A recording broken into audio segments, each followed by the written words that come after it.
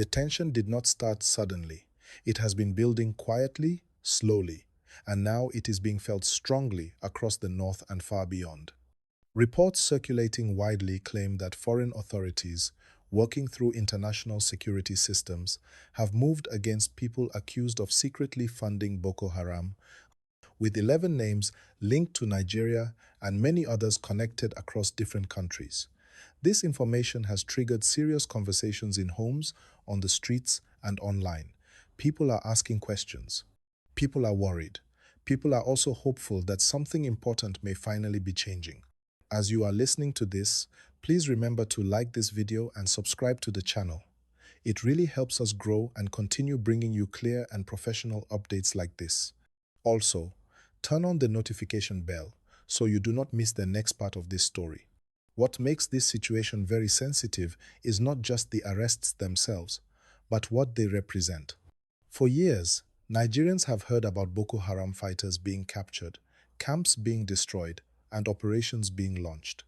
Yet, many people have always believed that the real strength of this group does not come only from those holding weapons in the bush, but from those quietly providing money, connections, and protection from behind the scenes.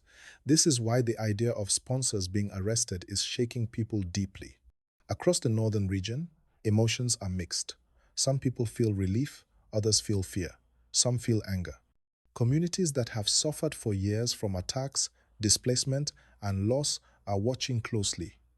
They want to know if this will finally reduce the violence or if it will only raise more tension. Many families who have lost loved ones are asking whether justice is finally catching up with those who helped sustain the crisis for so long. Please like this video and subscribe if you want us to continue following this story closely and breaking it down in a way that is easy to understand. The issue of sponsorship is a very serious one. Groups like Boko Haram do not operate without money. They need funds to move, to recruit, to communicate, and to survive. This money does not usually come from obvious sources. It moves quietly through businesses, charities, individuals, and networks that are hard to trace. That is why, when news breaks that sponsors are being identified and arrested, it immediately changes the tone of the entire conversation around security. For a long time, many Nigerians have felt that too much attention was placed on fighters while those who made everything possible stayed hidden. This feeling has created frustration and distrust. People often ask why known financiers are rarely prosecuted openly.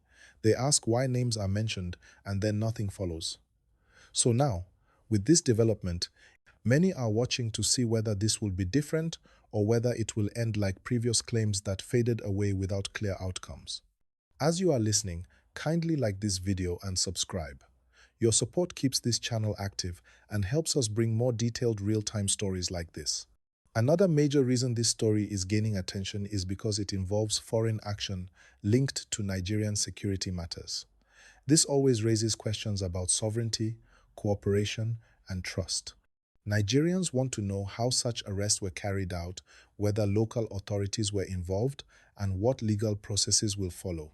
People want reassurance that everything is being done properly, fairly, and with respect for the law.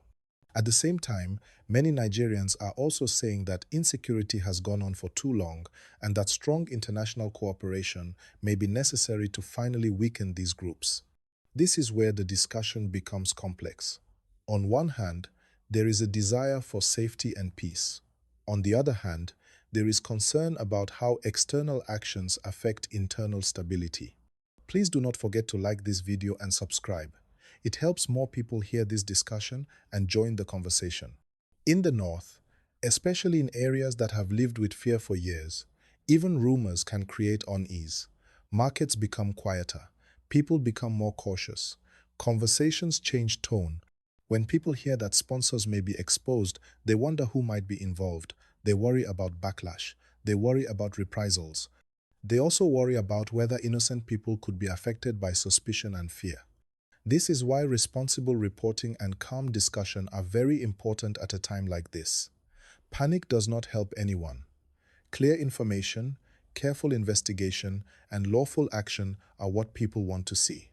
Nigerians want solutions, not more confusion. As you continue listening, please like this video and subscribe to the channel.